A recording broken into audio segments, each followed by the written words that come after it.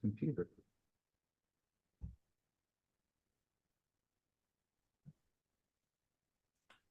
All right, welcome everybody to Boss Bolshevism. I'm Drem with Israel Grimes, and today we're joined by two guests. We have Rouhani and Islamic Socialist here with us today. Hi guys, go ahead, introduce yourselves. Hey guys, I'm Rouhani. I'm happy to be here with you guys today. All right, I'm Islamic Socialist. I'm happy to be involved. Yeah, technically, I don't think Islamic Socialist is a guest since we agreed we were gonna do it with him. Yeah, Oh yeah, I'm kind of one of the mainstays, to be fair. yeah. We don't know what we're doing, folks. We're fucking around here. Uh, but anyway, so I think this is now episode 6 officially.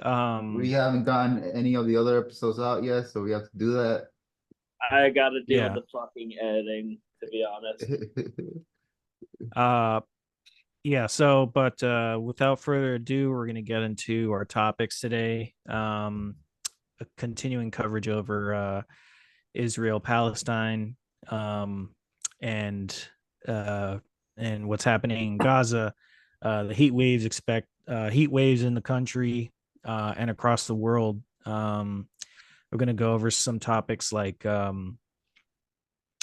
self-defense topics, specifically regarding firearms, and more local news centered on Florida.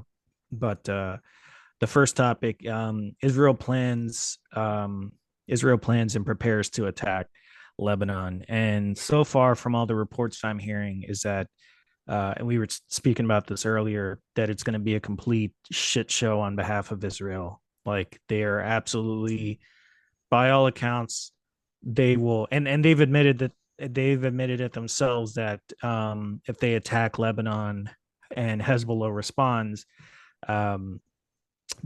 Israel will be, quote, uninhabitable in the next 72 hours.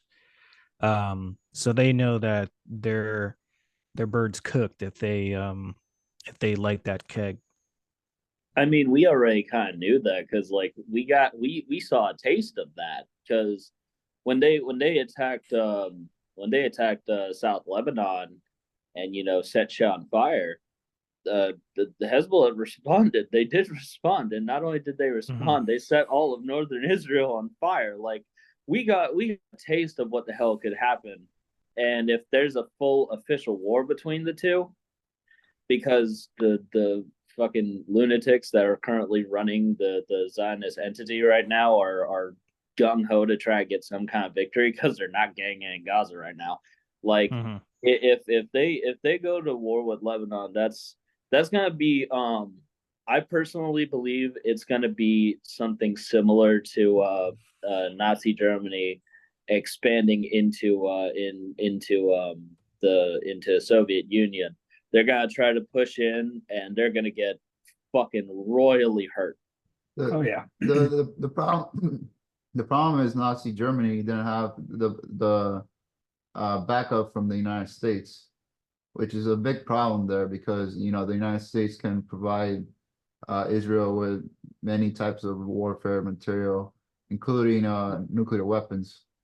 They didn't have as large a backing, that's for sure. Like, there was like private and corporate interests funding, or at least funneling money and helping along the war effort on both. It was literally, they were both siding it, in the sense that money was coming from the US, and money was coming from Germany in the form of munitions and stuff. And they were profiting, and then also funding the National Socialist Party.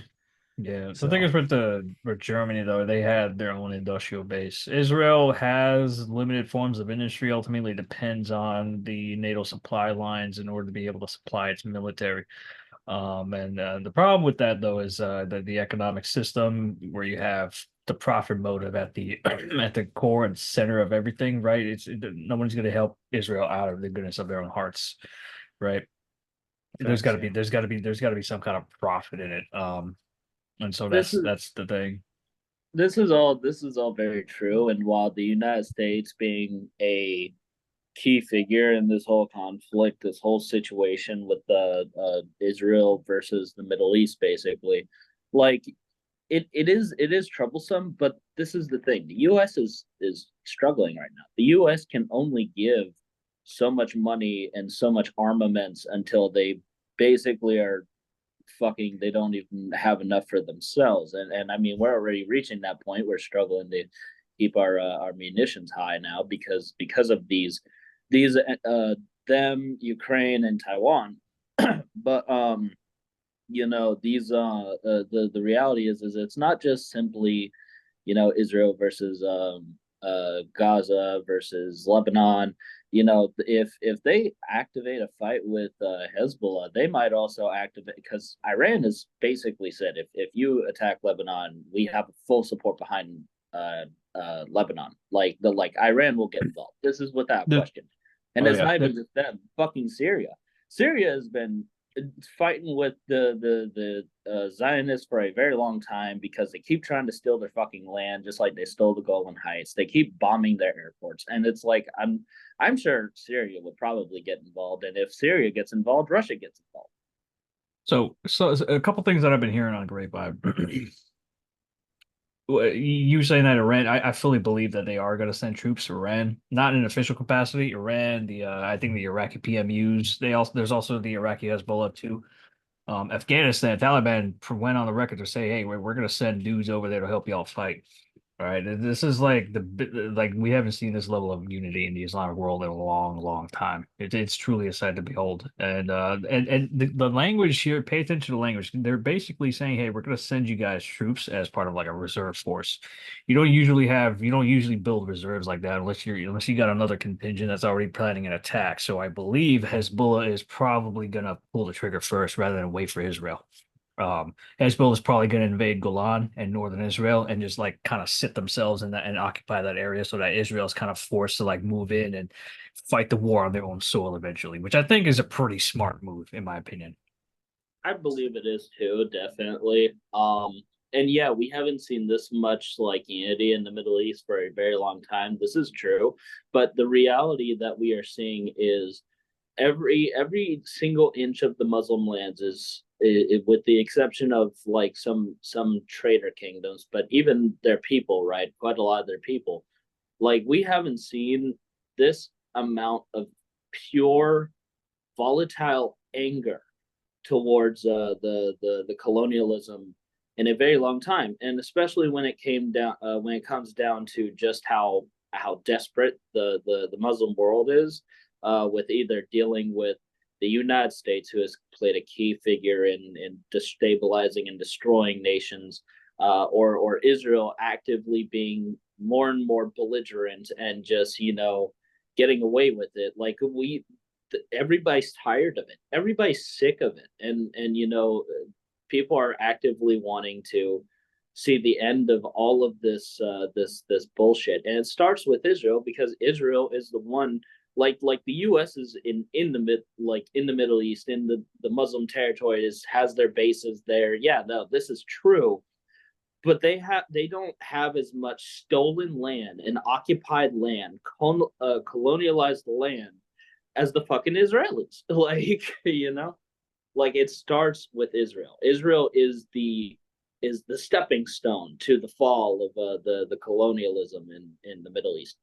I would say like one of the things that must be done, and I always talk about this, is that in the communist movement here in the United States, we must not just be against this, but stop this type of imperialism that's going on. Unfortunately, though, the working class is not organized as it used to be back in the day. One half being with Trump, and another sort of small section being with the liberals with Biden, also with the intelligentsia and stuff like that, surrounded by them. But it seems that Trump does have like a pretty grasp of the working class because of his message. and unfortunately, he is for defending Israel. So one of the things, key factors is that, these elections is, the question is whether Biden or Trump wins, are things going to change in terms of the imperialist powers and supporting Israel, or are we going to have the same type of administration? I think, in my opinion, I don't think we're gonna see any type of change because I keep and it's the biggest thing that I keep fighting with liberals on TikTok lives about it, mainly because I love agitating them. But like, no, of course not, because all of these corporations are owned by the exact same companies, the exact same hedge funds. They're all in bed with each other. They all go to the same country clubs. They all go fucking to the same parties and weird, crazy, ritualistic bullshit that they be doing behind the scenes because they're bored. Like they, or either that or they're demonic. I personally believe both. But regardless, like, yeah, no, there's not going to be any change. We are going to see probably the same, if not maybe increased support for Israel until it becomes a hindrance. We're going to continue to see the same amount of aggression in the world. We're going to see probably the exact same amount of active like imperialization and attacking of other nations. What we will probably see a difference is one of the big key difference that we're going to see is as the economy is starting to struggle significantly worse, people are starting to become significantly more questionable and seek out alternative solutions.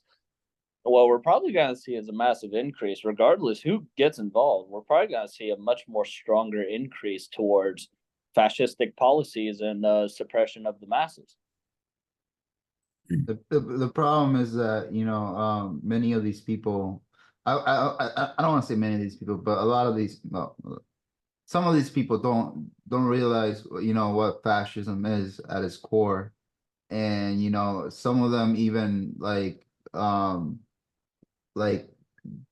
want it in some way, even though they don't know it's fascism. And they want to, keep for example, like let's say like police officers, right? Like how big of like a police state this country is. I personally be watching videos of like people getting arrested and stuff, and I'd be watching the comments, and like people are like, saying, oh yeah, that person was entitled because like, she didn't want to get arrested, or that person was like this and that, and like they love. It's funny how they criticize us for being tankies and being authoritative, but these same type of people love the authoritative power of a police state and fascism. Without a question. No, without a question. There's definitely reactionaries among our communities that have this kind of mentality. And I mean, like, I'm gonna be honest with you, buddy. Like, I'm gonna be honest with you, comrade.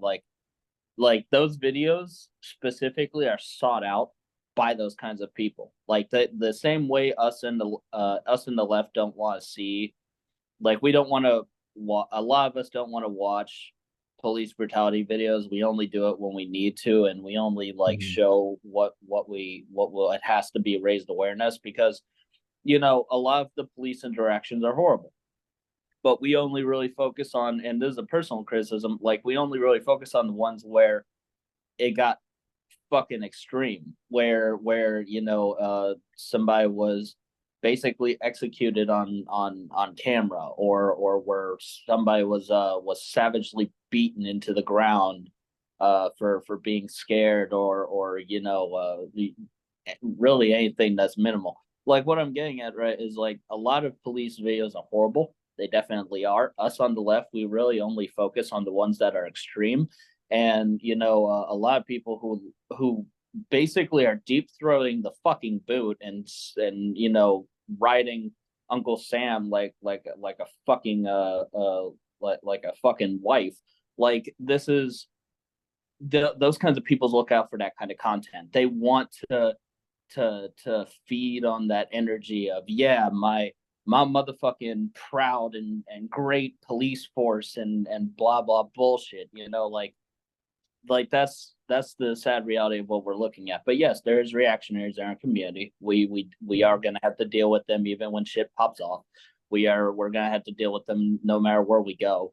We just have to there's still a lot of people, though, in my opinion, there's still a lot of people who don't support the police state. There's a lot of people who don't want to have to see shit get horrible the way that it has, and that probably will continue to be the fascism that we deal with that is steadily increasing and taking over the entire country. It's not even a matter of just the police. It's also a matter of the way the financial institutions are moving as they're actively trying to suppress people, take away rights, destroy any kind of labor movement going on, any kind of anti-war movement going on, and even at this point, especially with the Palestinian movement, like trying to just 100% take away their ability to even protest and shit. They don't want any kind of opposition. They're getting to that point. They don't want any kind of opposition anymore, and that's just not realistic. And the more they keep adding fuel to that fire, the more that fire is going to become uncontrollable. It's so funny that you mentioned that because I want to say it tries to draw allegories to, like, the rise of Nazi Germany, where they gradually kind of tune up the fascism, but it just looks like everyone's just ready to like jump into that shit. Like you said, people, a certain subsection of people seek out that kind of content, right? Whereas, vast majority of working class want to say they don't really specifically seek out that content, even though a few might, right? They might just like, they're just tired after a long day of work and shit. They just want to like relax. And so, those are normies. But like, I notice it's these upper class types, the upper class types, people with like really cushy jobs and stuff like that. They're the ones seeking out that kind of that content online. And I spending a lot of time on social media. You talk with a lot of these types that look, you look at their profiles and they got a nice house with a big ass lawn and shit like that, and they're just in the fucking comments being rabid, foaming at the mouth. And it's like, dude, well, like if you truly had it good, then and I talk with some of these people and they're like, oh yeah, no, I got it better than you, bro, fucking commie. But like, it's like, okay, well, if you truly had it good, then what are you foaming at the mouth for on social media? People that have it good are typically on social media just you're screaming at communists. You know what I mean? That's what I'm saying, right? Like, you're definitely right. And to be honest, to really kind of double on that point, like, let's be fair, right? Like you said, most people, the grand majority of Americans or any working class community of any country, right? After a long day of work, they don't want to go online and seek out certain content and rage in the comments or like fucking boast about their fucking great ass country and shit. They want to fucking watch TV, hang out with their family, do normal shit that most people want to deal with. That's what most people want to do. The people who are specifically, and you see it all the time whenever, it doesn't matter what the fuck is going on, if it is police videos or political content, be it like, I don't know, fucking talking about Palestine, Israel, talking about capitalism, talking about socialism, whatever it is, the people that you see more often consistently in those comments, like, people aren't online that much unless there's a reason, and the most likely reason is because they're well off. They're fucking well off. They're either well off or they're rich as fuck, and they have the large percentage of their free time to kill. That's just how it is. That's the reason why we see so many of these reactionaries online. It's not a matter of they make up the majority. They do make up a good percentage. I'm not saying that they don't. It's because a lot of them have the free time to kill because they make a fuck ton of money. Yeah, they got a lot of free time, and there's something about their line of work. I guess they no longer get the satisfaction from doing what they do, and I imagine this is what the billionaire class suffers from. I use that word very carefully here too, because I feel like these people have just become ghoulish at this point. They're just at a certain point, like you're in the top 0.3%. Everyone's got billions of dollars. It's like a common denominator sort of thing. You just keep chopping off zeros until you get to a certain, and it's like, okay, your buddy has $2 billion and you have like $1 billion. Well, I mean, that's not really much of a difference. So at that certain point, money, that conquest of wealth, it becomes very dull, and it no longer gives them that, that rush, I would say, they get from doing that. So they try to, achieve it by other means, just gaining just getting power, having power over people is something they crave. And then, like you said, these people are into like weird, freaky rituals, I don't know what it is about rich people, but they really love getting into pedophilia. I don't know if there's been an Not even increase in not pedophilia, but yeah. not even just There's that, but also not even just that, but also like the whole fucking Bohemian Grove owl worship weird shit, the fucking weird ritualistic shit they do in fucking London, like all these different things. The weird, not even, and it's not even that. Like the amount of fucking wealthy people with cults is concerning. It's fucking concerning. Like that's what I'm getting at. These motherfuckers have so much wealth that either they're trying to throw their wealth to random shit they can do, either buying fucking islands like Mark Zuckerberg and shit, or buying yachts for their yachts, buying several fucking mansions. These different, especially the really really rich. Like it's either that or the sometimes even buying in essentially entire countries, like how they used to do Guatemala. How they basically had all of Guatemala under their control because the Guatemalan government needed infrastructure, and they were like, "Oh yeah, we'll do that if you give us land." Until they basically owned all the fucking land. Like this is the kind of shit that they do. They have so much wealth that they basically are bored as fuck, and they're just doing anything and everything they want. And this is why they do some of the most what's the word I'm looking for? I'm just gonna reprehensible. go with Yeah. reprehensible type shit. Yeah, like this is the kind of shit that they just do that makes everybody else cringe and upset about, rightfully so, because it's inhuman. This isn't human behavior. This is like animalistic, robotic kind of behavior. It's like Yeah. they reinvented primitive accumulation all over again somehow, and it's like perfect example is like the English monarchy, the kind of antics they're up to, with that dude with the portrait of himself. Turns out that the English monarchy still owns the vast majority of land in the UK, and all those companies and stuff they pay rent to them. That's how they that's how they get by. They're still very very powerful.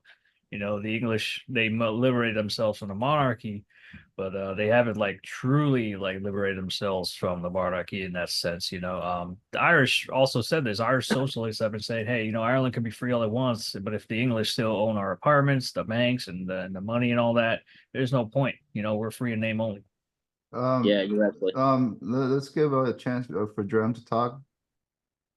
No, I was gonna just play armchair therapist and kind of, or not even therapist, just analyst here, and be like, when it comes to billionaires and their immense wealth, it's like when you've reached, I assume, I gather, like once you reach that level of quote unquote success, or that level of monetary accumulation, you like literally nothing affects you. It's like if you're sick, you see a doctor.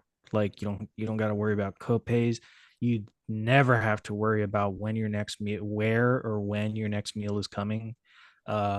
Everything that normally like eats people up inside about like, whether, especially for like, and we're just talking on an individual level.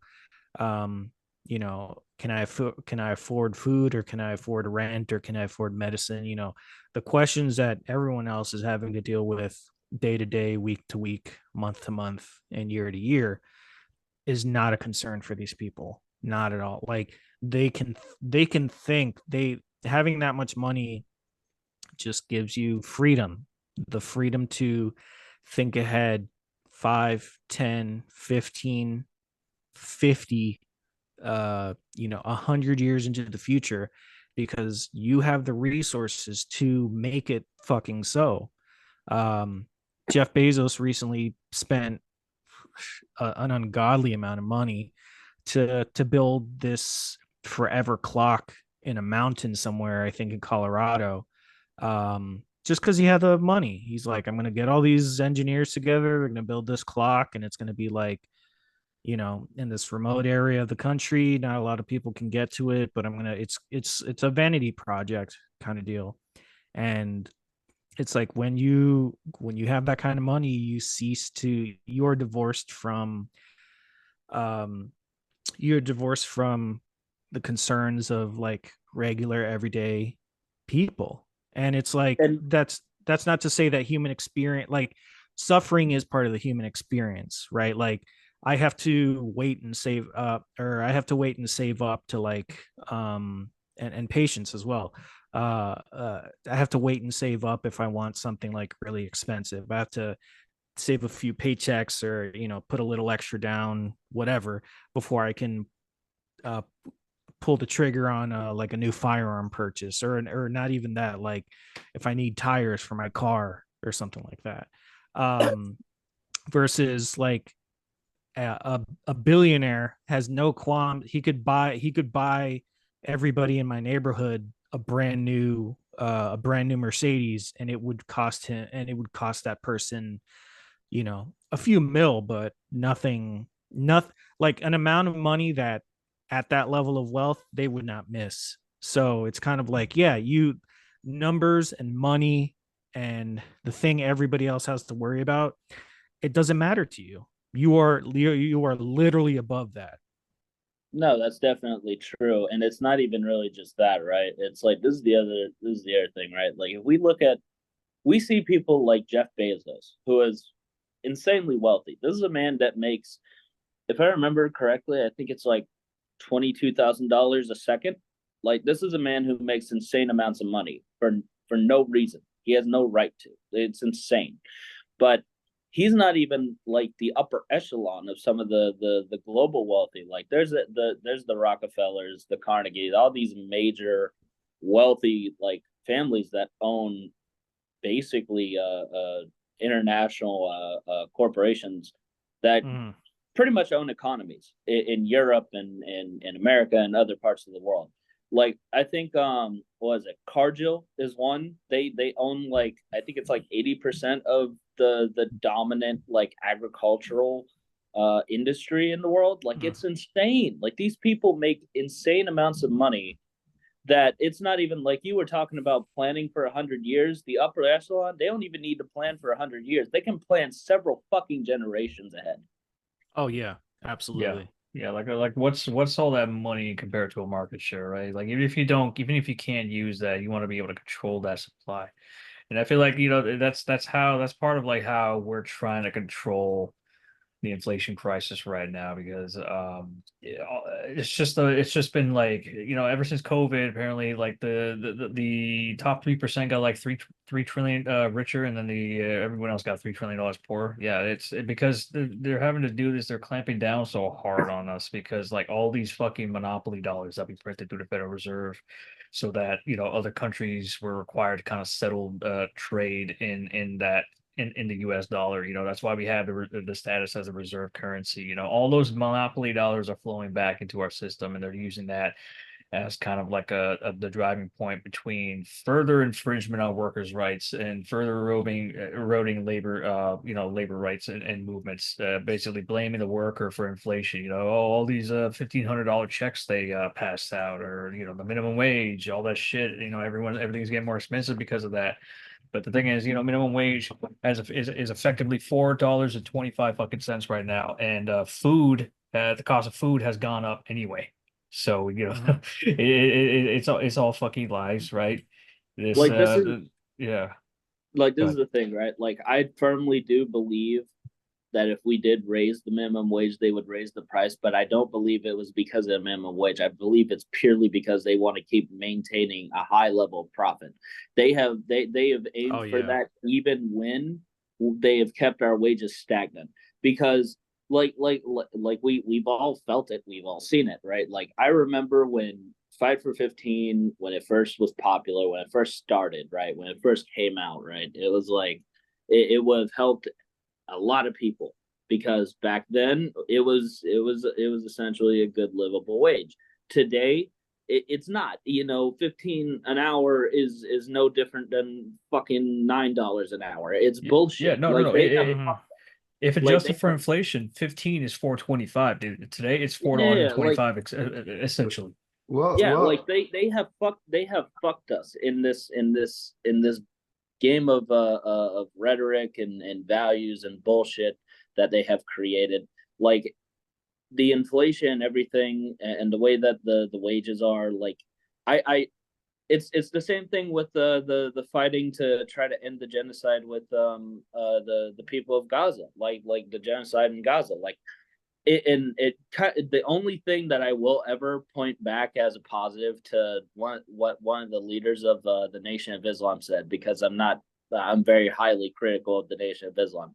Farquan, like he said, like, why the fuck are we begging white people for shit? Like, and he's right. Like, why are we begging the fucking United States government and these billionaires and these corporations that have no heart, no conscience, no anything for anything? They're not going to give us anything unless it's beneficial to them. The only time they gave us anything is when they could fuck us over with it, like they did with the checks. Like we said, it all went right back to the top. The well, modern American capitalism is a pyramid scheme, and the only way we're going to see genuine, progressive, positive reform, or not reforms, but just like anything that benefits the working people in America, is when we take that shit. We go back to the old era of, you're gonna give us better working conditions, better pay, and everything, or we're burning your fucking corporation down. wealth is in a way a commodity, right? Wealth, like in the top 1%, their goal is to acquire the most type of wealth they can acquire from the economy and from the people, and keep it concentrated to the 1%. So the 1%, the 1% is basically, to be honest, the 1% is kings and queens who are keeping us in a type of way in serfdom, and keeping us in check and controlling us. And in a way, it's almost like, I don't want to like make this comparison lightly, because Palestinian people have been going through a struggle, like through a heavy struggle. But in a way, it's like how Israel controls everything and gives money and all that, not money, but food and electricity to, or was doing that to Palestine. That's how they do that to us. And the more inflation gets, the better for them, the more money they're making. And the lower as I think Islamic socialists mentioned, the lower the wage, or I think it was Rouhani as well. The lower the wage, that's the way they keep us in our class. Like they're showing us this is where we belong, and we must not move from here. Yeah. A lot of Sorry, go ahead. I'll make it quick. I'll let the others talk because I talk too much. Yeah, no, like this, I personally believe, and this is like I'm starting to see a lot of people say, well, why the hell does the whole like situation in Gaza matter to me? Like, it matters multiple things. First off, because especially with like the police being trained by the IDF, and the fact that basically everyone in politics today is paid off, has a fucking APAC guy, as one Republican said. Like we like, it's like, it matters in multiple ways, but especially as working class people, the wage slavery that we deal with in the modern era, like today, especially in the West and in some parts of the world, is no different, and actually puts us closer to our brothers and sisters that are being colonialized and imperialized upon by the major nations. Like we are both closer to each other, chained closer to each other than we ever will be to being like more independent and more financially successful, like the rich in our nations are. One thing I was going to say earlier was that just United States definitely suffers from commodity overproduction. I think as well, you were saying like, hey, the money is a currency. You're definitely right. Money is the only thing of value, of substantial value that we have in the United States, and we've been controlling our inflation by exporting that shit to the rest of the world. Every time Microsoft wanted to build another call center in India, they would borrow money from the Federal Reserve. That's the biggest source, and that's the biggest lender in the country, right? And all they do is print those dollars, and they're like, here you go, play around with it. They spend those dollars, and in the end, those dollars stay in circulation, and that's pretty much the model we've been doing. We've been operating on across the world, and now since countries are no longer are seeing that, hey, this whole shit in Ukraine with them seizing Russia's assets through the SWIFT system, they're like saying, no, we don't want any part of that. We're going to stop using dollars. Saudi Arabia signed a deal with China, basically saying, hey, we're going to stop settling currency, settling our oil trade in dollars. Okay, we're going to use Saudi riyals and the renminbi, which is China's currency. In Japan, I think it was today or a few days ago, they sold off about $63 billion of debt. All right. Yeah, because much of the world is seeing the reality when they saw that all of the West united and started funding and throwing their like arms and shit behind Ukraine, and they still couldn't defeat Russia. That was when they realized, okay, the American Empire is dying. And at that point, that's when a lot of people started to move away. That's the reason why BRICS, when it started the way that it started at a perfect fucking timing, because they saw how weak the West was getting, and they were like, oh, this is great. We can be able to reinvent the old Warsaw era again, the old Warsaw Pact, without all of them needing to be socialists, of course, and get everybody from the socialist and the colonized world, the imperialized world, together to push back finally against the West. They are still, while very powerful, they are losing a lot of their power, and that's why everybody they see the writing on the wall. They're like, yeah, no, I'm not gonna continuously put my support behind a country that has basically taken over my economy, fucked my people over multiple times, and then watch them start to die and expect my eternal support. That's not happening. I'm gonna go with the side that's winning, as every country does. But that's the thing about it. Like the dollar, the only power the dollar has is through the United States attacking, creating war, and controlling countries, and that's how they keep their money value up. Well, think about it this way, compared to other currencies. Well, it's not just that, but it's also, we have to keep our currency value is only as useful as everybody that's using it. So that's the reason why, like, a lot of like our dollar, like, dwindling the way that it has, and why everybody is worried about BRICS is because if less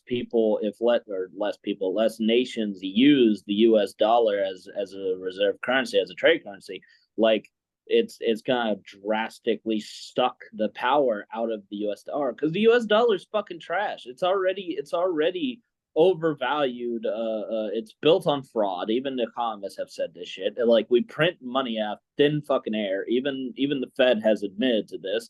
It's dwindled our value away so bad that the only type of value it has anymore is the nations that are actively using it. Once a lot of nations start to finally move away from the US dollar, and the US dollar doesn't have as much power as it did as when it was at the peak of its reserve currency status, like, that's when we're going to start to see the US dollar basically being as worthless as some of these overly inflated currencies in the world.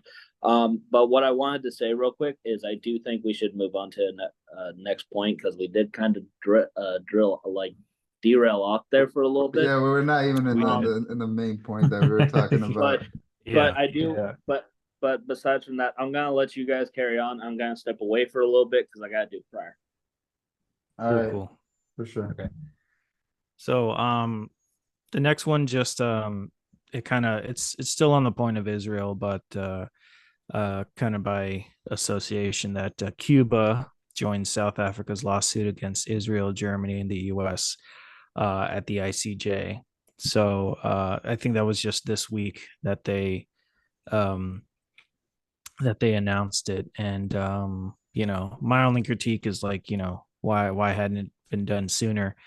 But at this point, everyone's kind of like, everyone sees the writing on the wall. Yeah. And yeah, go ahead.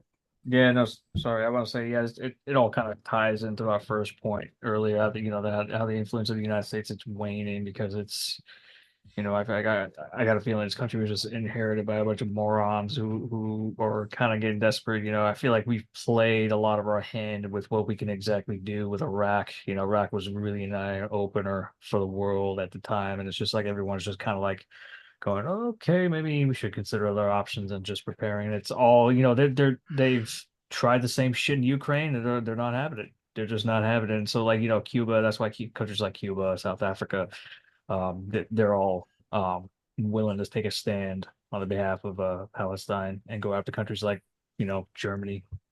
I think it was just a pretty smart move to go after Germany because they're not on the Security Council. They can't just veto shit like the U.S. does. So I think that was pretty smart of them. Yeah, I think it's also just timing too, kind of like what Islamic Socialist was saying. Like they saw that the U.S. was the dollar is failing, that the U.S. is waning in like popularity and influence, and they've known this for a long time. They've been, Cuba has been the victim of US's foreign policy for I was going to say since its inception, but not not really, but for a really long time. But especially since the 50s and 60s, and now it's they're just like, yeah, they see the writing on the wall. They know stuff is going down, and they don't want to be a part of they don't want to be they want to be on the right side of history, and so I don't blame them at all. Yeah, I'm just glad they joined, honestly. Yeah. Well, you gotta think about, like, the allies of, like, certain countries, Cuba, South Africa, they're anti-imperialist in its nature. Um, so it does not surprise me them joining the lawsuit, because Cuba knows what it went through with Batista, and with the heavy exploitation of, like, the working class, and even I believe the uh I can't say Agrarian. agrarian um system, where, like, Batista was, inviting all these mobs to invest money and, like, various things and stuff like that, things that the bourgeoisie or the rich can, like, indulge in and give their money to, while the working class was being repressed, so it might not be the same as, like, uh Palestine, because Palestine is basically going through a genocide, and which is way worse. But I think Cuba will always stand up for anti-imperialism, and even anti-capitalism. I'll be right back. Just keep going without me. Okay.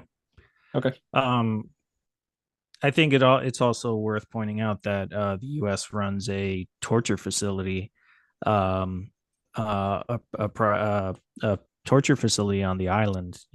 It's off the grid. It pollutes through its use of generators and burning of fossil fuels. It pollutes the surrounding area. Like, Cuba has some of the most pristine environment in spite of the U.S.'s presence on the island, and honestly, that says a lot about their willingness to keep and preserve the natural wonders that they have. But I think that might be drifting a little too off topic. So we're going to just move on to the next topic. I guess kind of related though. Heat waves are expected throughout the entire U.S. and the rest of the planet, breaking records. Um, um, Speaking It, about environmental concerns. yeah, it's so funny that you mentioned that the United States just pollutes the shit out of wherever it goes. I read something, I forgot where it was, but U.S. military would be considered the 13th largest polluter on its own. And that's the Compared to like 13th other countries. compared to countries. Yep, compared to other countries, it's fucking wild, just how much it And pollutes. they're Um, I think they're also excluded from like climate talks, like when like anything having to do with the climate, like any projections, any like resolutions that they come to. um they're like, we can take all businesses and all like state assets into account, but the American military is excluded from those calculations. I would, And yeah. Go ahead. yeah, no, they do it purposefully, because they're like, yeah, we still want to do we still want to do imperialism. Like, our boys got to be like, they can't be worried that, oh, we're burning too much gas to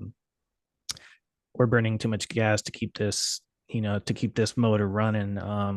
They wanna burn, baby, burn type shit. And and it shows. So I thought that was a very telling bit of information there. Yeah.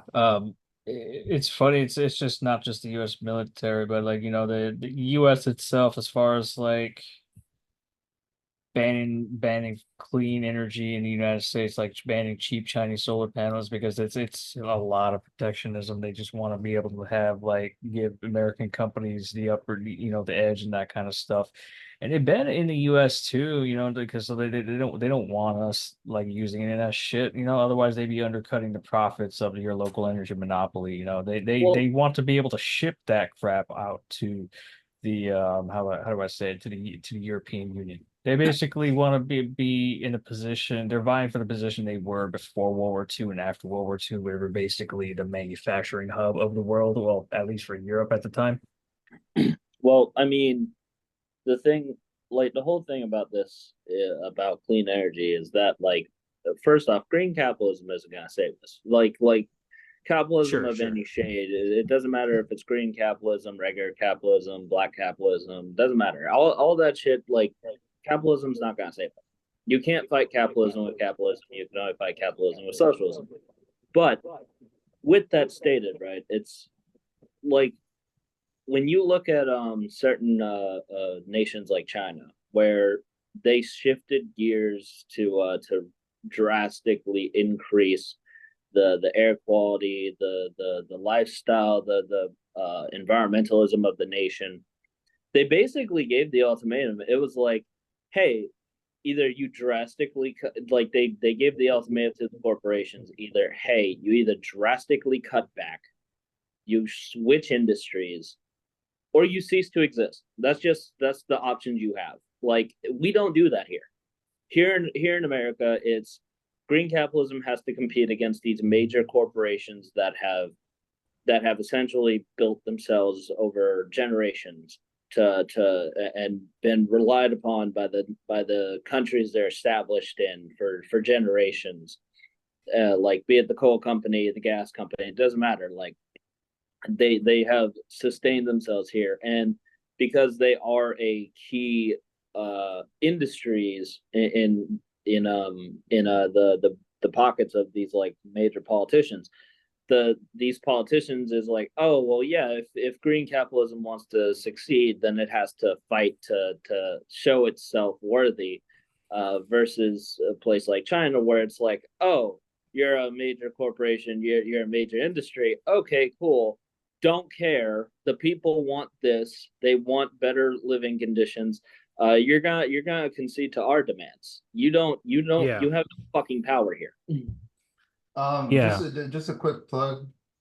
So first of all, I recommend like everybody to read this. This is Collected Works of Lenin, Volume 7. It has one step forward, two steps back in it.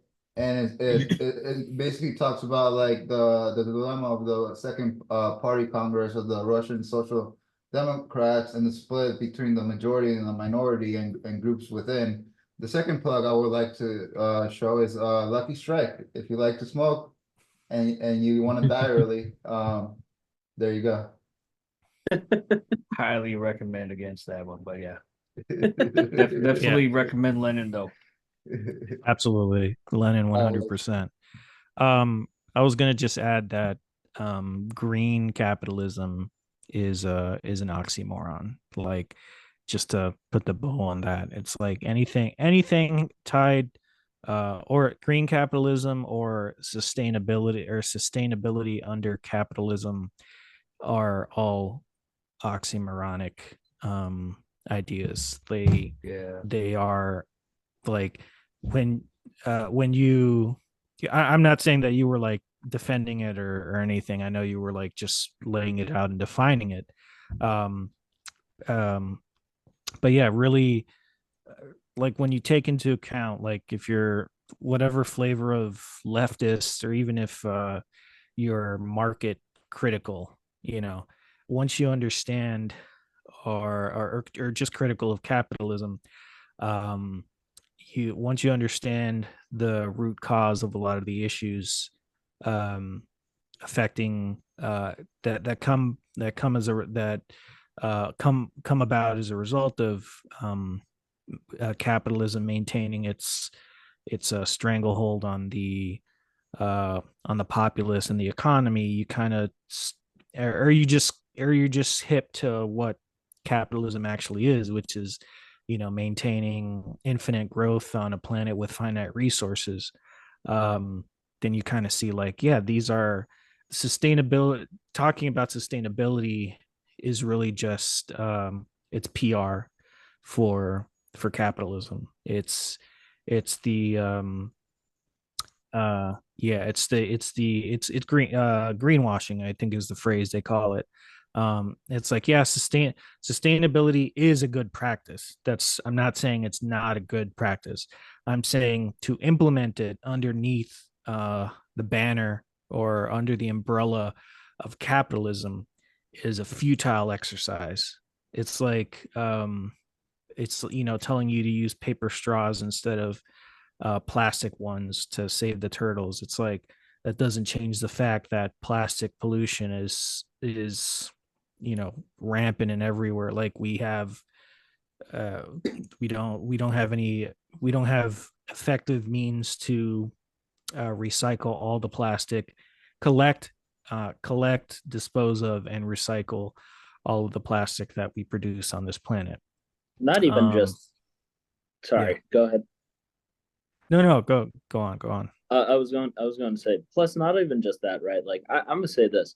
One of the big reasons why I do not like hipsters and I don't like liberals is just that argument of what you were saying about, oh, make sure you're not using plastic straws. And I'm like, I'm gonna say this, right? It's like when we have got proven studies by scientists and doctors that they have found microplastics in our bloodstream. They have found microplastics in our fucking brain, that they have found it in recently in men's testicles and shit. Like when when 75% of all the plastics in the ocean is like old like nets from boating netting and like fishing, like net fishing and stuff, when significantly more pollution is created from mega corporations and private jets and the United States military.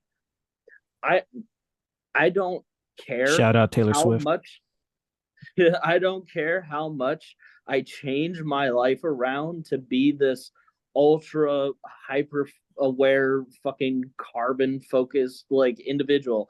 I will never make a single solitary dent into the problems in this world when it comes to pollution than I could if we just got rid of the major fucking corporations and the United States military. It's an extension of like crisis capitalism. That's pretty much it.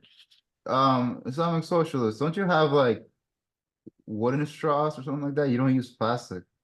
Yes, because I want to cut back on my plastic intake because I don't like plastic in my fucking bloodstream. Yeah, it's one thing if like again, I fully support people who like want to get like metal straws and want to get metal straws and like so that just to reduce their their intake, their plastic intake, and stuff like that. Sorry, go ahead. No, yeah, that these are things like on a personal level, if that makes you feel more comfortable, absolutely, by all means. I, you know, you have, that's something I want to do as well. You have my support for it. But when we, we're of course speaking about the systemically, plastic straw production is not going away. It's not stopping. So Like, fast food is. Sorry, I want to interject. I do want to mention this just because I do want it to be, on record. I not for the audience or anything, just for like y'all. I don't use like wooden straws, and I don't drastically cut back on like the plastics because I feel like I'm making a difference in the whole pollution problem. I do it because I have to be as healthy and effective as I can for the movement, and microplastics are one of the leading causes of infertility and cancer in people, and I don't want to increase the chances of me dying when I can be significantly more effective for the cause. I do it not because I feel like I'm making a difference, because I know that's bullshit. I'm doing it for my own health. Like, I cut back on, and it's not even just the whole straw thing. It's also just like using metal instead of fucking cups, using fucking pans and wood for utensils and shit. Like, I don't want to increase. I don't want the average amount of plastic intake that the usual person has. That's all I was getting at. It's a health thing, not a carbon thing. I know I can't do shit when it comes down to a carbon topic. And here's the scary part fair. too. I feel like there's not much we could do about the microplastic problem as individuals either. I mean, like, wooden straws are great, and I think that's a good kind of like lifestyle habit to change. But they're saying that the vast majority, the biggest source of microplastics is actually car tires. Just think about it. Right. Yeah. Think about it. They wear down on these roads, and it's just like rubber powder on the ground, it's like flying around the wind. We breathe that crap in. Just like think of people doing burnouts, at these car meets, and then it's just like drawn out over like a century of just like driving cars on the road. That's the biggest source of microplastic contamination in our bodies, right there. That's completely believable, especially for America, which is fucking car dependent as hell. I still use plastic straws.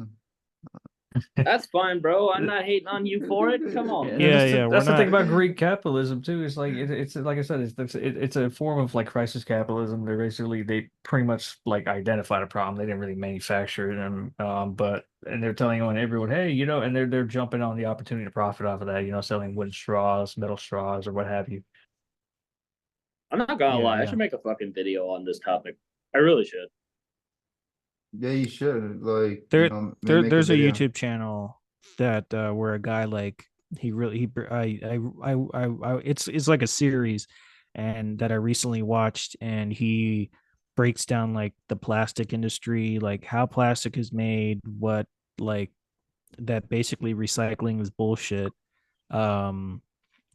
It's and that nowadays it's virtually like, again, it's just PR for like oil companies and their synthetic products. But if I can remember the name, or if I find it before we stop recording, we'll try to pin it. But moving on to the next topic, in the same vein of like the heat waves and the environment, that Florida limited heat protections for outdoor workers. DeSantis also vetoed some art grants, and he made it harder to file ethics protections against the state of Florida. So, just your typical day in fascist Florida. Yeah, I'm glad I'm no longer in the fucking hard labor industry. Somebody said, like propaganda of the deed on him. Send what? You never heard of propaganda of the deed? It's Propaganda, the deed. of the Propaganda of the deed. It's an anarchist term. Oh no. I'm not familiar. I would just say assassinations. Oh, okay. Okay. Yeah. I don't You know could have if we're just at that you point could have yet. just texted me that too. I don't want us to get blackballed from Twitch and that. No, I'll be like, I'm oh, just that's what kidding. we're talking I love Ron DeSantis. He's like in he's my Minecraft. In idol. Minecraft.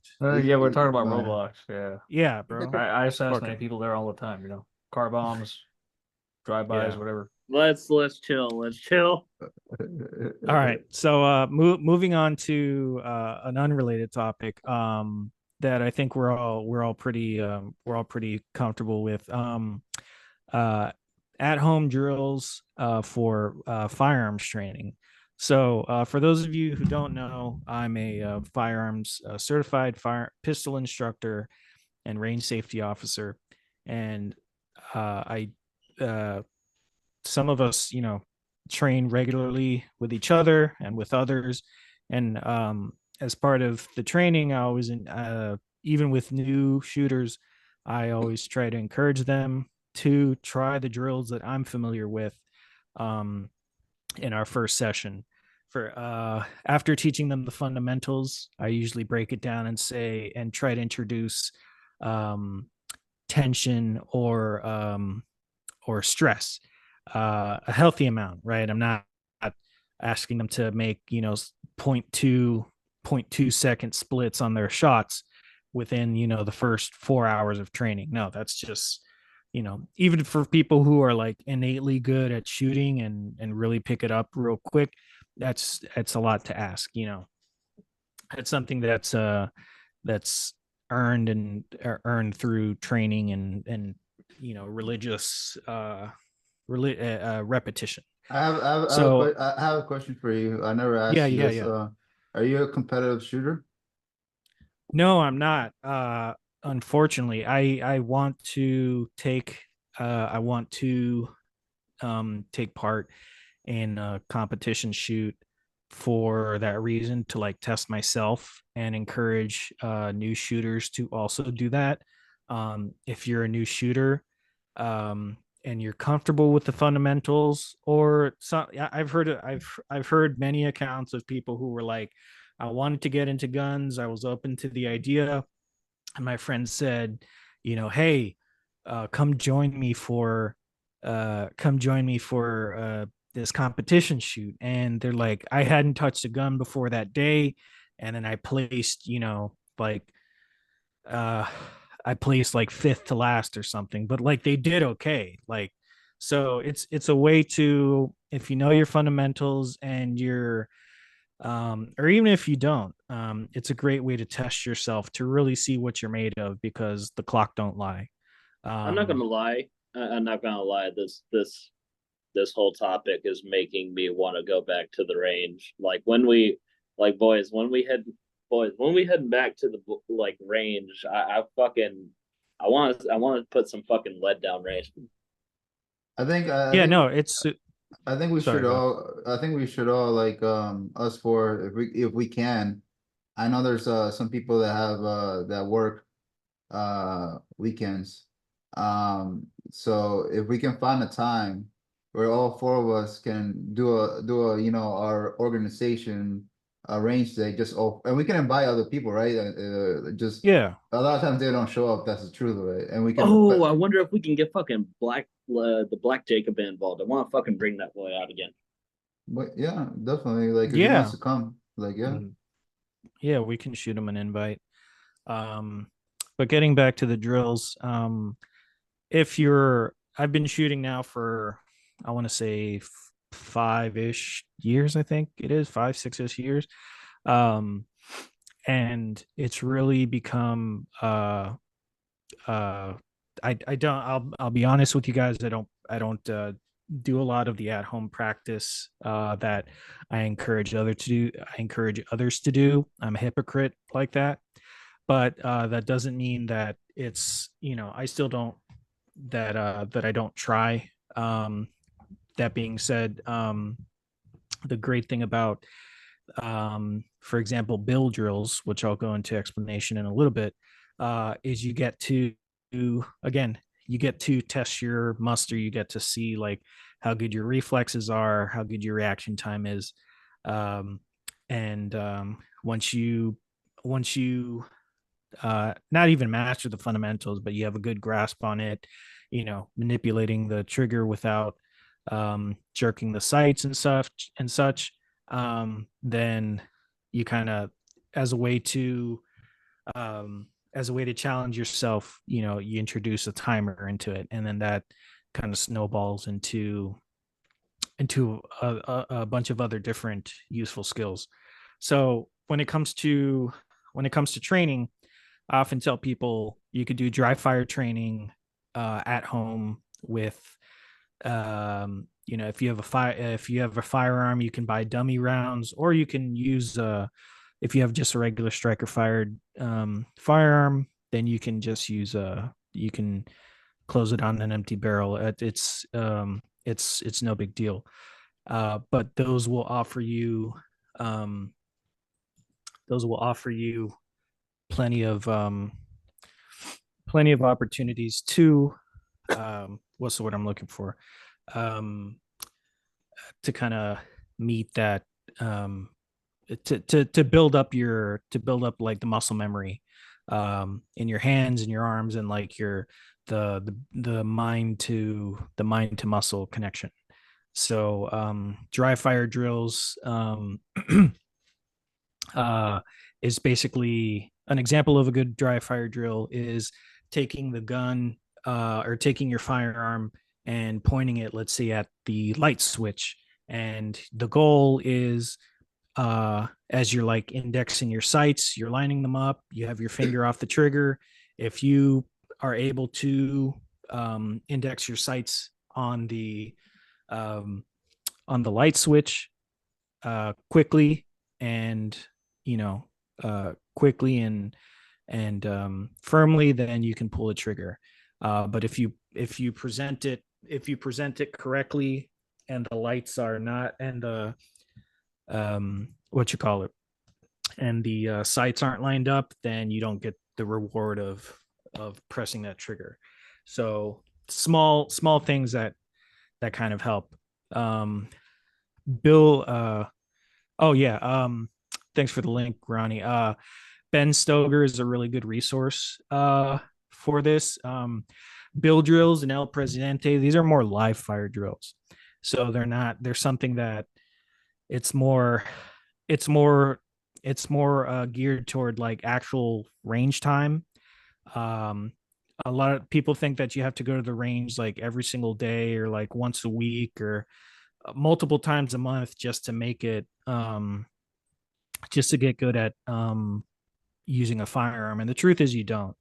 About 96%, we'll say 95% of the skills that you need to learn to master a firearm, you can learn at home, or you can do at home through dry fire practice. Going to the range only helps you with recoil management. So 2 shots, reloading, that kind of stuff, and doing follow-up shots. Yeah, I've done it at home. I have a bullet hole in my house. All right, we firmly encourage you not to repeat our mistakes, ladies and gentlemen. Definitely invest in like snap caps by Azoom. They're on the more expensive side, but the thing I like about those is it kind of shows you, the wear and tear on a gun, and it kind of gives you an idea of how the parts in the gun kind of interact with each other. Snap. Yeah, I was gonna say, when it comes down to dry firing and learning the getting used to the handling of your firearm, first and foremost, kind of the most obvious, make sure it's the firearm is empty, and that if you do, I would encourage it. Utilize dummy rounds, fake rounds to be able to do dry firing. Because the problem with dry firing is that it wears down the firing pin and the spring the firearm if there isn't something chambered.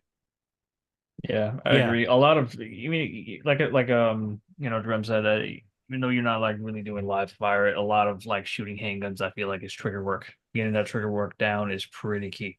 Because if you've gone shooting before, you've noticed it's probably harder to shoot a handgun than it is an AR. It's a shorter barrel. There's a lot of play with the sights, especially with something lightweight like that. The shot and the recoil could jerk your fingers just like that. Just even manipulating the trigger itself can, cause that kind of a variation in your shots. So if you're ever wondering why you're shooting at something straight, you swear you had it on target, you can kind of explain why. Yeah, it's often that I'll be doing like at home drills and I'll think, oh fuck, I'm getting great like contact, I'm getting good like my presentation's good, my sights are all lined up, everything I want is everything I want to happen is going right. But then I get to the range and it's not a 1-to-1, it doesn't match up. So usually what I do to get myself in the right mood and mindset for that is I do probably the week before I go to the range or the week leading up, I do dry fire at home. And then and even if I don't, when I go to the range, I do like 10 or 20 repetitions of like just dry fire. Usually it's mostly exclusively with my pistol, but sometimes I do it with my rifle as well. But pistol, because of the lack of the points of contact, it tends to be the harder one. So I need to I just kind of do those dry fire practice shots to like center myself and remove any anxiety I might have, because it does happen. And then I put the live rounds in and we're ready to go. So yeah, I wanted to chime in. The thing with like mastery of any kind of firearm doesn't like, because especially if it's different platforms, it's a little you have to learn the mastery of different kind of weapons because of different platforms. But like you said, it is a little harder with a firearm like a pistol versus a rifle, because it's a little bit easier to stabilize a rifle versus a pistol. But like you were saying as well, it's like mastery with any firearm doesn't matter what it is, a fucking Beretta, a Taurus, a AR, or an AK, or whatever it is. It all largely comes through repetition, heavy practice, heavy learning. Like you don't like say for example, it's like a job, right? You don't just go into a job and become a master at your work. You have to constantly go there and learn the field and learn what you're doing before you can essentially become an expert at what you're doing.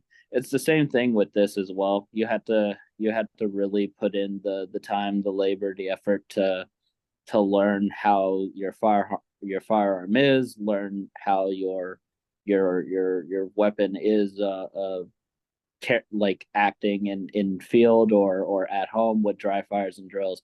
Like it all comes through heavy activity. That's the reason why soldiers, they have like a mandatory minimum of shooting that they have to put in, and active drills and strategies that they have to run before they are essentially battle worthy. It's kind of that same topic with this as well. Like the same reason with say for example the Palestinians in Gaza right now. The reason why a lot of them are very good at fighting effectively in the ground wars, not only just because strategy does outweigh weapons use. It's also because they devoted almost a decade into heavy active use into learning their firearms and the way that they carry them and operate with them. Mm-hmm. Yeah, that's very important. It's like mastery of the fundamentals to the point of like to expertise. but not getting complacent with things like safety, safety and safe handling of firearms and stuff. You were going to say something, Ronnie? I was gonna say, yeah, definitely want to get that muscle memory in. It is a lot of muscle memory, and Rafik said, like you need to practice. You need to keep practice and practice and practice, and you definitely don't want to be learning these lessons when the time comes to actually have to use them. Yeah, absolutely. So some actual at home drills, just doing dry fire practice. These are not drills per se. It's mostly like you might say, okay, I'm going to do 100 clicks of the 100 trigger presses today, where I'm just doing sight presentation, or I'm doing 100 trigger clicks where it's manipulating the trigger without or manipulating the trigger to the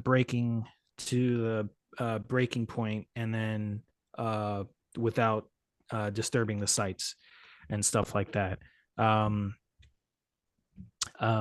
It's like 1 week you work on one aspect, or one day, or you work on different aspects on different days. It's completely up to you. Target transitions, that can be like, putting you click the trigger once and then you just keep pressing on a dead trigger. So like 2 on your first target, 2 on your next target, and then back over. And you're just doing that. And then when you get comfortable transitioning between the targets, add a timer, start timing yourself. Or put a timer on your phone, however you need to do that. For the actual range drills, we're going to go over bill drills and El Presidente. So bill drills is basically at I think at 7 to 10 yards, you put six shots in 6 seconds into the target. So this can be drawing from the holster and putting in 6 shots, or you can do it at low ready and put 6 shots into the target. It's again, this helps to have a timer. That way you can actually measure it, and you can actually say, okay, this was when the last shot popped off. And the goal is to try to get all your 6 shots roughly within the size of like a 3x5 index card. But if you have targets that are like the IPSC targets or the US PSA targets, there's you want them all in the alpha zone or the A zone.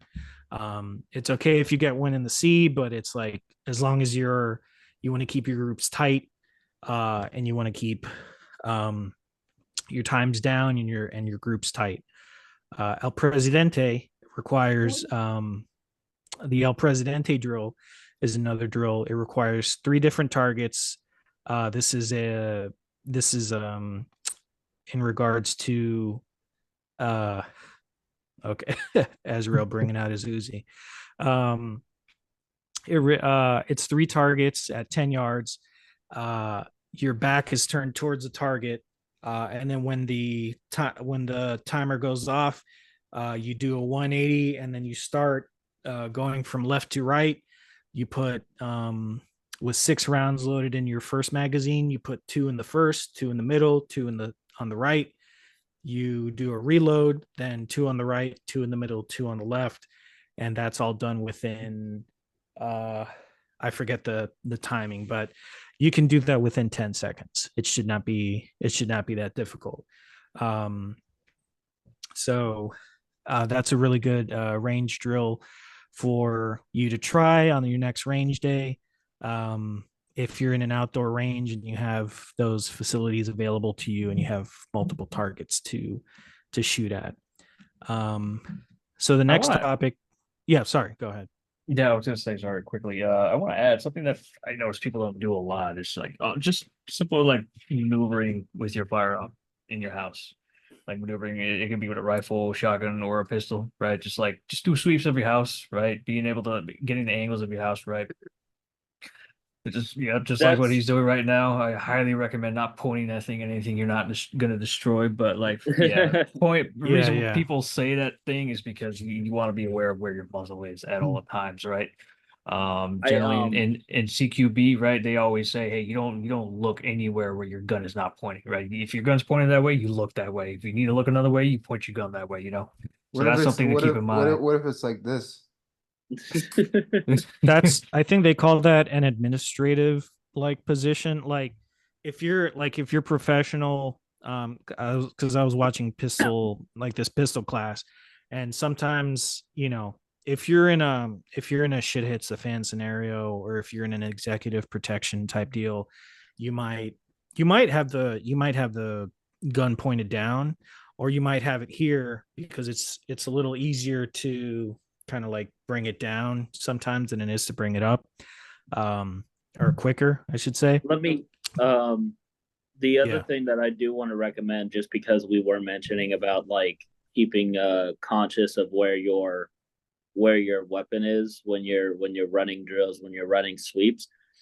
Same thing with that. I would deeply recommend, because you can actually see a slight difference between the way that a militiaman does it versus a military soldier does it. I would recommend looking up sweep drills, like how they maneuver when they're in or outside of a building, utilizing their firearm, how close they keep their firearm to themselves, how they maneuver around corners, stuff like that. Study that stuff, because that will help you with being able to run drills, especially if it will especially help you when in a shit hits the fan scenario.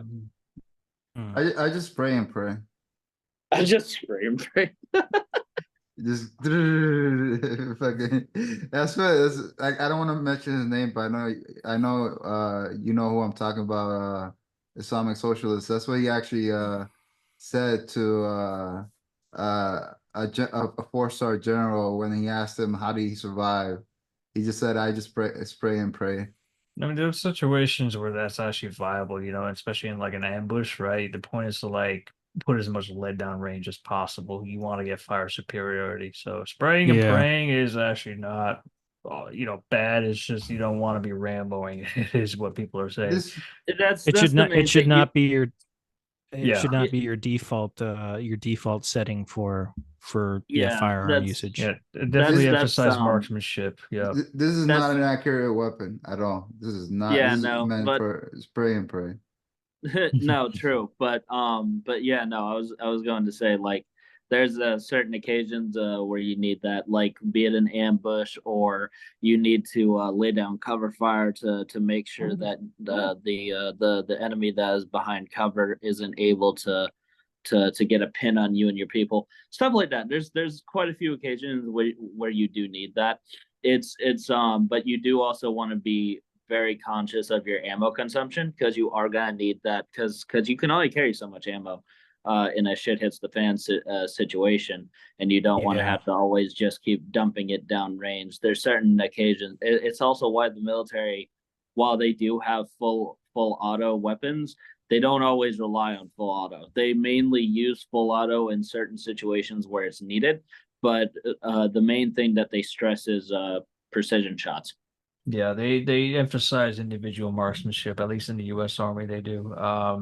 Because the idea is you don't want to ever put yourself in a position where you're getting ambushed, right? That's for you to do to the other guy. That's for the other guy to worry about. That's what you should kind of be thinking. Like a lot of tactics, thinking about tactics like that can help you avoid a lot of like these individual decisions that you have to make. Is like, oh crap, I'm being ambushed, I need to go to cover somewhere. No, if you kind of like think and plan ahead a little bit, you can kind of avoid and make it a little bit more predictable for yourself, because firefights can get unpredictable crazy fast in a short amount of time. Very. Yeah, absolutely. Yeah, there's no resupplies in the wild, people. So if shit hits the fan and you have only the stuff that you have on you, conserve your ammo. Your don't- resupply your resupply is basically whatever you can get off of your enemy, if even it's compatible, that is, depending on Yeah. ammo. But also, like, what if even if you do have like a base camp and shit and they have supply, which that isn't always guaranteed. So like conserving, it's the same thing with survivalism. If you're trying to survive in the wilderness and shit, even if you're with a small like platoon of people, you need to be very conscious of the consumption of food, toiletries, whatever it is. You have to be conscious of everything, because use too much and you fuck yourself or your team. Absolutely.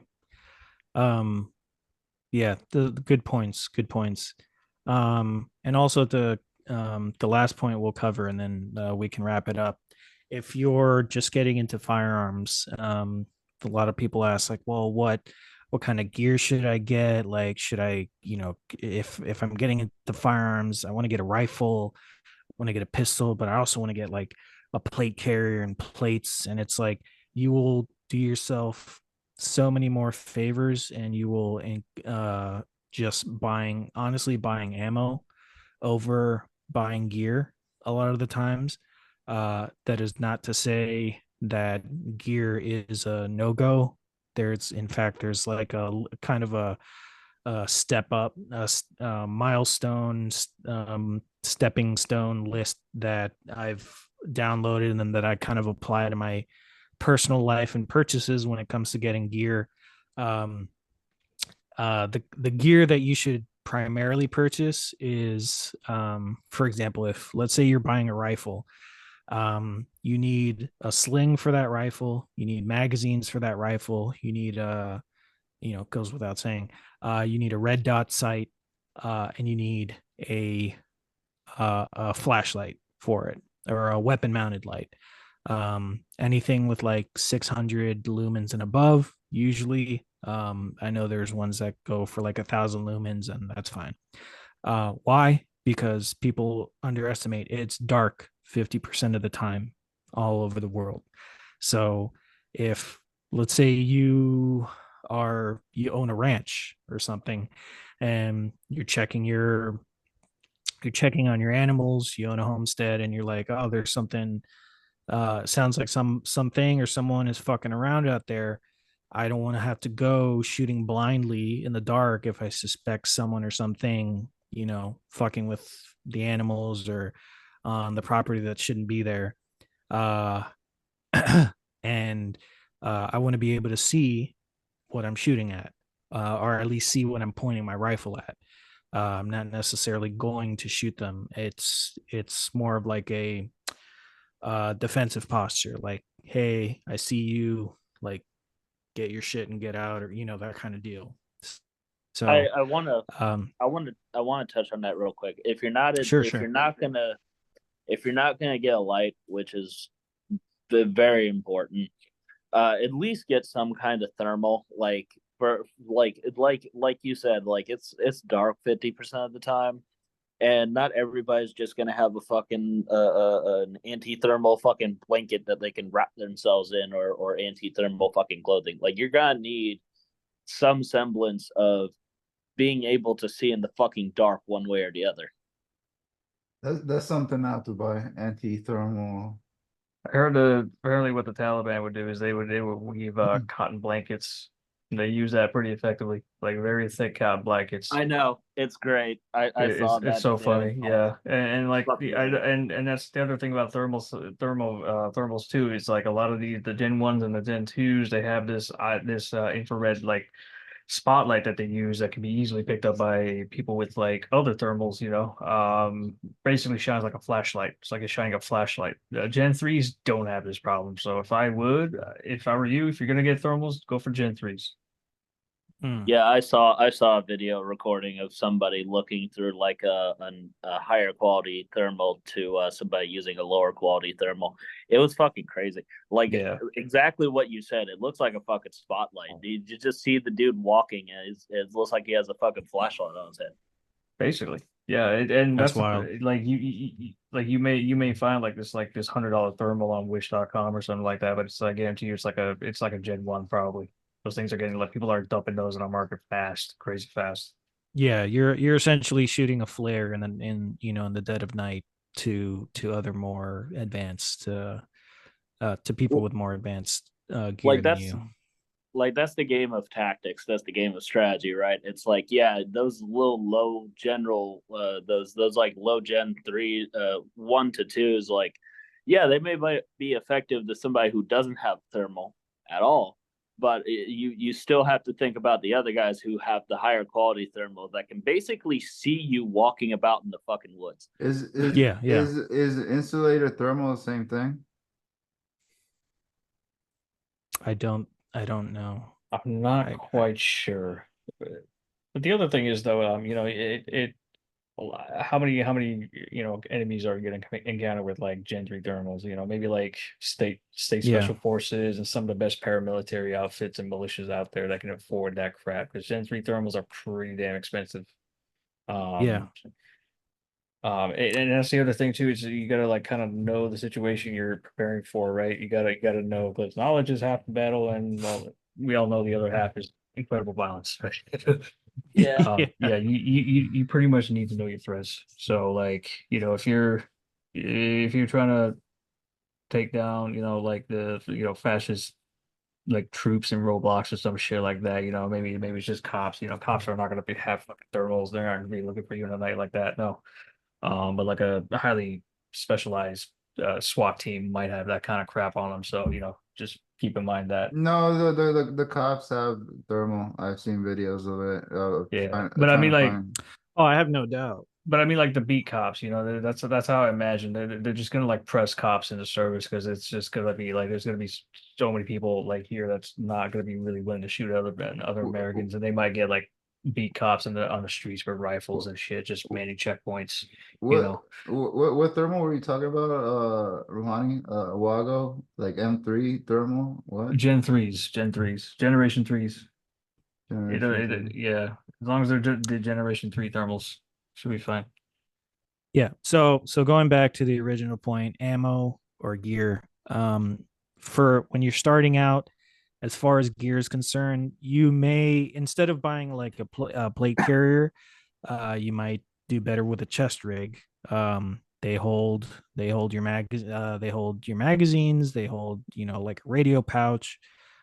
You can put a first aid kit on there. You can get a little place for morale patches and stuff, and it's very lightweight. There's no now it offers absolutely zero protection like a plate carrier does, unlike a plate carrier. But from a utilitarian standpoint, if you want to carry more than just the um more than just the magazine that came with your rifle, chest rig is an option you can rely on. I They're do. usually sorry. Sorry. Oh, I was just gonna add some.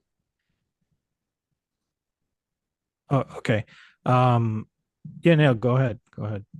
I was gonna say the other thing too, about that, even if you do get a chest plate, or if you get just like a rig, right? Like the other thing as well, and like gear and ammo, incredibly important, especially in a shit hits the fan situation. The other thing is you got to know medical. Like you got to know how to deal with a bullet wound, or deal with any kind of cuts, abrasions, anything like Absolutely. that.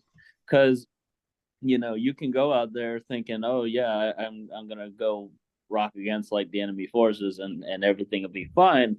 But the reality sets in pretty quickly when you're like fucking bleeding out. Like you had to be able to deal with those kinds of situations, and include medical and then survival stuff into your gear in order to survive out in those kind of harsh environments.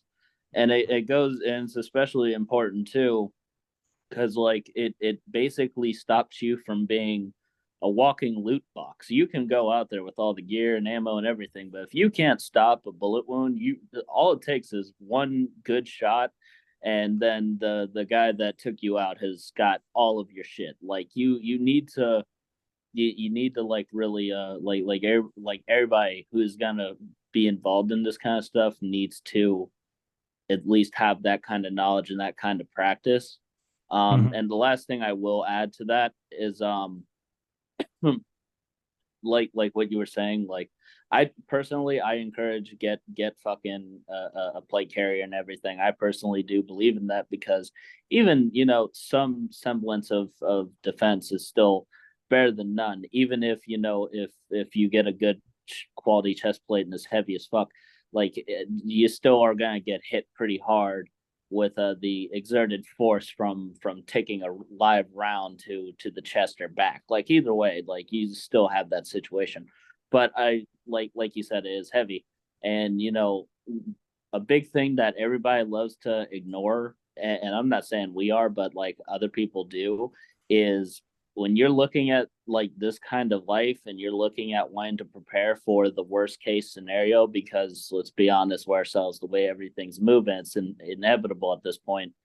Like people need to get fit. People need to massively increase their endurance, especially they have to increase their strength. They have to make themselves able to endure.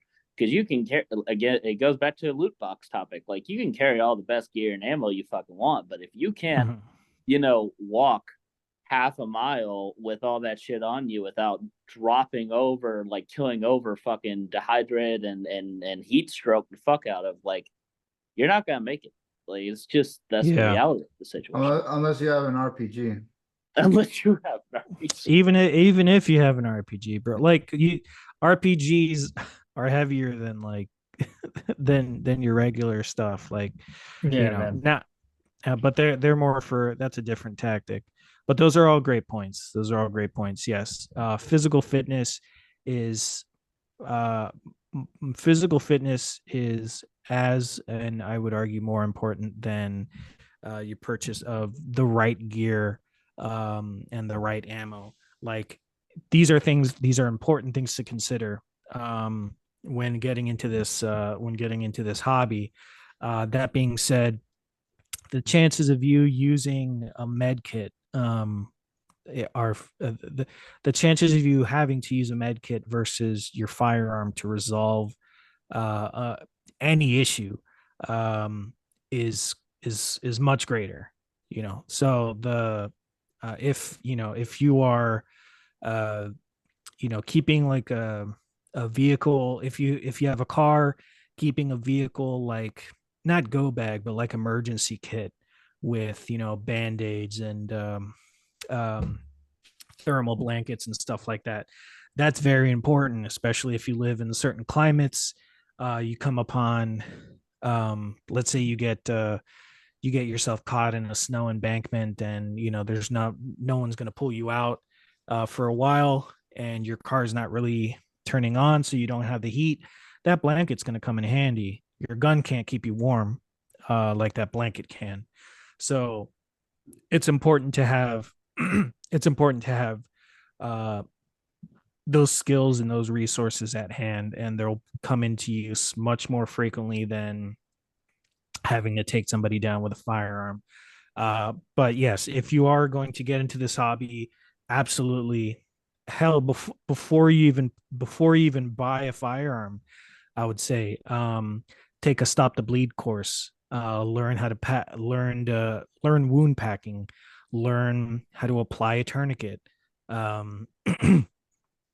how to apply pressure, how to apply chest seals, all these things that are taught to you in the Stop the Bleed class.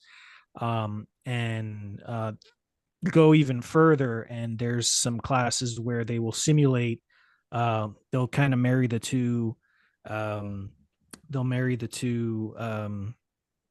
two topics, and they'll say, okay, we're gonna do our, the guns are empty, mags are empty, but we're going to be shooting at targets or whatever, simulating like live fire at targets, and we're going to be, but at the same time you're going to have to simulate applying a tourniquet to someone who's bleeding out. So learning the basics and then applying them under pressure, because there's no greater, when you're in a stressful environment, the first thing to go is your fine motor skills. So you're like, you could, unless you're like a grandmaster pistol competitor, you really like, your fine motor skills are gonna like, you won't be able to shoot that gun for shit. I maybe not that far, but yeah, you'll have a harder time focusing your brain power on that than and at that point it's probably just better to have somebody else do the shooting for you while you attend to your uh to the person bleeding out. So yeah, if you're going to get into guns, learn first aid, learn stop the bleed. um Ammo versus gear, definitely.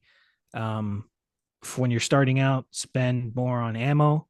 But if you're going to get the gear, the basics, for you, you're not going to need a bump helmet or a plate carrier or anything. A sling, red dot sight, and a weapon mounted light will take you very far. Going thermal versus a red dot sight, from a cost perspective, it's more expensive. So like the red dot sight, you could get the red dot, the sling, and the light for probably like 3 times less than whatever the thermal costs. I know like Hollow Sun um has some stuff out there that's like, kind of breaching the market and helping bring down the price of thermals and infrared and all that stuff. But if you are like most Americans, low on money, um like your budget options are going to be your friends. And then once you practice with that and you get good with it and you see, oh, this isn't serving me well, I want to switch this out, or I want to upgrade some parts, then you can start going down that route. Can I Yeah. can I jump in? Yeah, go ahead. Everything you said, perfect. I do think we should start moving on to the next point. But the only thing I am gonna say, just to kind of really highlight the point of a lot of what we said, learn all this and greatly improve on all of these skills as constant and consistently as you absolutely can. Because unless you're in a militia that already focuses on these topics, most of these other like massive like survivalists and gun YouTubers and all these other people who do this stuff purely for clicks, they don't know this shit. They're fucking, they're gonna be walking loot boxes. A lot of them stress out like ammo, guns, and gear, but they don't. Quite a lot of them never talk about the topic of like medical or survival skills, survival like gear, and the strategies of surviving in different environments. Like, not a lot of them don't talk about this shit. They're gonna be walking loot boxes. So don't be like them. For sure, yeah. It's almost like they're trying to, their aim is to like just get people out there buying, sell products and stuff. And the important thing is to not underestimate your enemy either, because we get assume they're walking loot boxes. But definitely, guy spraying down a hallway is just as dangerous. Someone's carefully like placing shots down a hallway. You know what I mean? Yeah, So, no, definitely. what blankets protect against thermal? NASA space blankets are usually a good one. They kind of resemble like little foil, Yeah. like aluminum foil. And then the Taliban just used plain old traditional cotton wove blankets, very thick ones, and they do surprisingly well against thermal. I'm gonna Yeah. buy both. I'm about both. do what you're gonna do, man.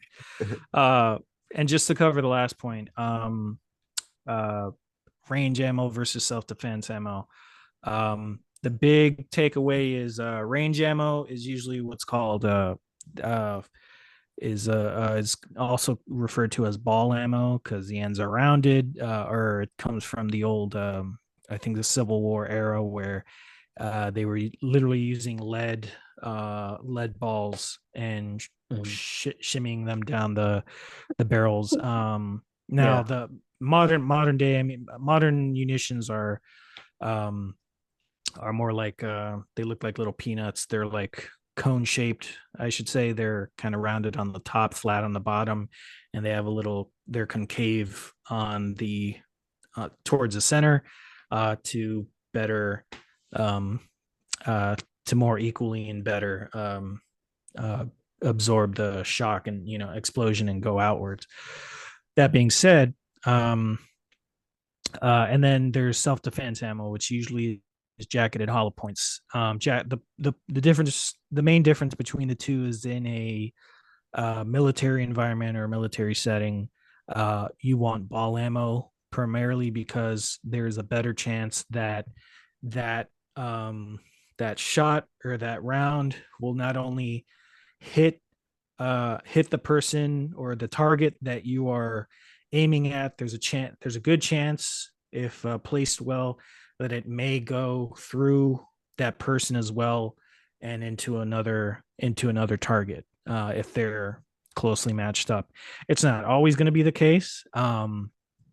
You might end up missing a lot of the shots. In fact, there's plenty of studies to suggest such a thing happening, but that's the thinking behind it. And then jacketed hollow points are mainly developed specifically to create to hit your target, create a large wound cavity within the target, and stay in there.